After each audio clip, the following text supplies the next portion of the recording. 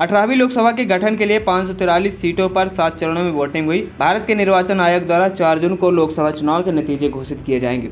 आपको बता दें, इससे पहले 1 जून को अंतिम दौर का मतदान पूरा होते ही एग्जिट पोल के नतीजे सामने आए हैं। इंडिया टुडे एग्जिट माई इंडिया का एग्जिट पोल देश का सबसे भरोसेमंद एग्जिट पोल माना जाता है। 2014 और 2019 के लोकसभा चुनाव और दिसंबर 2013 से दिसंबर 2023 तक 67 विधानसभा चुनाव के एग्जिट पोल्स किए गए। इन 69वें चुनावों में से 64 चुनाव में इंडिया टुडे एग्जिट माई इंडिया के एग्जिट पोल बिल्कुल सटीक साबित हुए।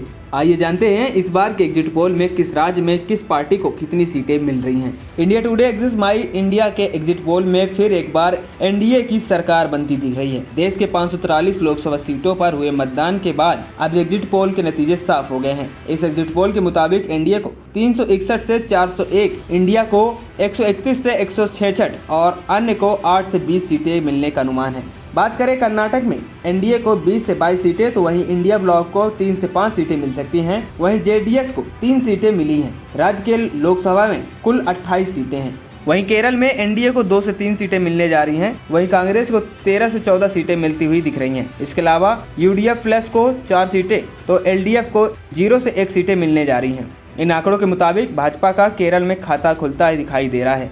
वहीं बात करें राजस्थान की 25 सीटों की, तो इसमें एनडीए को 51% वोट मिलता नजर आ रहा है। वहीं इंडिया ब्लॉक को 41% वोट दिख रहा है। वहीं बात करें सीट की, तो इंडिया को 16 से 19 सीटें दिख रही हैं। इसके अलावा इंडिया ब्लॉक को 5 से 60 सीटें मिलती हुई दिख रही हैं। वहीं महाराष्ट्र में 48 सीटों के लिए एनडीए के पक्ष में 46% वोट डाले गए हैं। वहीं इंडिया गठबंधन का वोट शेयर 43% रहा है। इसके अलावा सीट शेयरिंग की बात करें तो इंडिया को 28 से 32 सीटें मिलने का अनुमान है। इसके अलावा इंडिया ब्लॉक को 16 से 20 सीटें मिलने का अनुमान है। एग्जिट पोल के मुताबिक पंजाब में एनडीए को 2 से 4 सीटें मिल सकती हैं। वहीं 13 सीटों वाले इस राज्य में इंडिया ब्लॉक को 7 से 9 सीटें मिल सकती हैं। इस राज्य में कांग्रेस और आप अलग अलग चुनाव लड़ रहे हैं। ऐसे में आपको 0 से 2 सीटें मिलने का अनुमान है। वहीं शिरोमणि अकाली दल को 2 से 3 सीटें मिल सकती हैं। वहीं बात करें छत्तीसगढ़ में एनडीए को 10 से 11 सीटें मिलने का अनुमान है, तो वहीं इंडिया ब्लॉक को 0 से 1 सीटें मिलती दिख रही हैं। बता दें कि राज्य में 11 लोकसभा सीटें हैं। वहीं हरियाणा की 10 सीटों में से भाजपा को 6 से 7 सीटें मिल सकती हैं। एग्जिट पोल के आंकड़ों के मुताबिक भाजपा को 6 से 8 तो कांग्रेस को 2 से 4 सीटें मिल सकती हैं। जम्मू कश्मीर में इस बार बम्पर वोटिंग देखने को मिली है। एग्जिट पोल में इंडिया को 0 से 2 सीटें मिल सकती हैं। वहीं इंडिया गठबंधन को 0 से 3 सीटें मिल सकती हैं।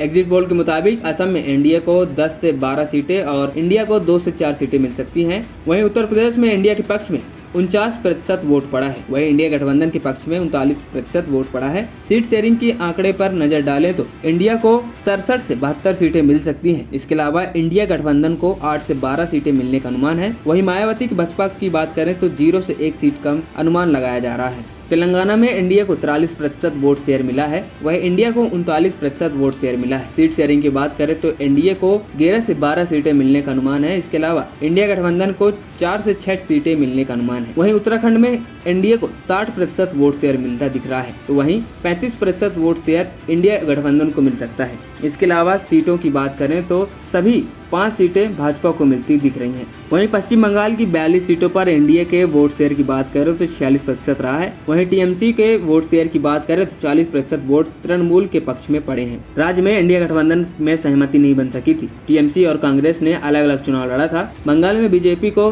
26 से 31 और टीएमसी को 11 से 14 सीटें मिलने का अनुमान है। वहीं ओडिशा की 21 सीटों पर नजर डालें तो एनडीए को 51% वोट शेयर मिलता दिख रहा है, तो वहीं इंडिया को 13% वोट दिख रहा है। ओडिशा में बीजेपी को 18 से 20 सीटें और बीजू जनता दल को 0 से 2 सीटें मिलती हुई दिख रही हैं। वहीं आंध्र प्रदेश में इंडिया को 53% वोट शेयर मिलता दिख रहा है, तो वहीं इंडिया को 4% वोट मिल सकता है। इसके अलावा सीटों की बात करें तो 21 से 23 सीटें एनडीए को मिल सकती हैं, तो वहीं इंडिया गठबंधन को इस राज्य में खाली हाथ रहना पड़ सकता है। वहीं तमिलनाडु के एग्जिट पोल में इंडिया को 2 से 4 सीटें मिलने जा रही हैं। वहीं इंडिया को 33 से 37 सीटें मिल सकती हैं। इंडिया गठबंधन में भी कांग्रेस को 13 से 15 तो डीएमके को 20 से 22 सीटें मिलने का अनुमान है। बता दें कि राज्य में लोकसभा के कुल 39 सीटें हैं। वहीं एग्जिट पोल के मुताबिक बिहार में इंडिया गठबंधन को 48% वोट मिलने का अनुमान है। राज्य की 40 सीटों में से इंडिया को 29 से 33 सीटें मिल सकती हैं। इसके अलावा 0 से 2 सीटें अन्य के खाते में जा सकती हैं। वहीं बात करें देश की राजधानी दिल्ली में बीजेपी को 6 से 7 सीटें मिलने जा रही हैं और इंडिया के खाते में 0 से 1 सीटें मिल सकती हैं। वहीं गुजरात में एनडीए को 63% और इंडिया को 33% वोट शेयर मिला है। सीट के हिसाब से बात करें तो इंडिया को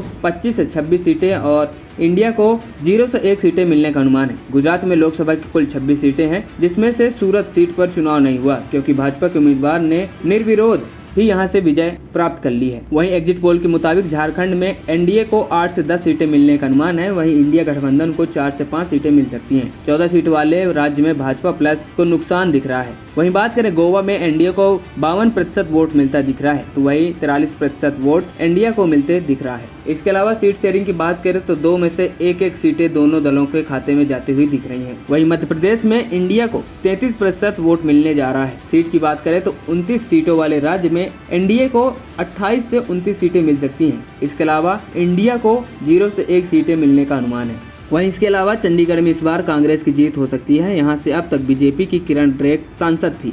इस बार यहां से कांग्रेस के मनीष तिवारी चुनाव जीत सकते हैं। वहीं असम की 14 लोकसभा सीटों में से 9 से 11 बीजेपी के खाते में जाने का अनुमान है। कांग्रेस को 2 से 4 सीटें मिल सकती हैं, जबकि अन्य पार्टियों को 2 सीटों पर चुनाव जीत सकती हैं। वहीं जम्मू कश्मीर की 5 सीटों में से 3 पर इंडिया ब्लॉक को जीत हो सकती है। वहीं 2 सीटों पर बीजेपी को जीत मिलती हुई दिख रही है। इसके अलावा त्रिपुरा की दोनों सीटें एनडीए के पास जाने का अनुमान है। एएनपी टाइम्स की रिपोर्ट।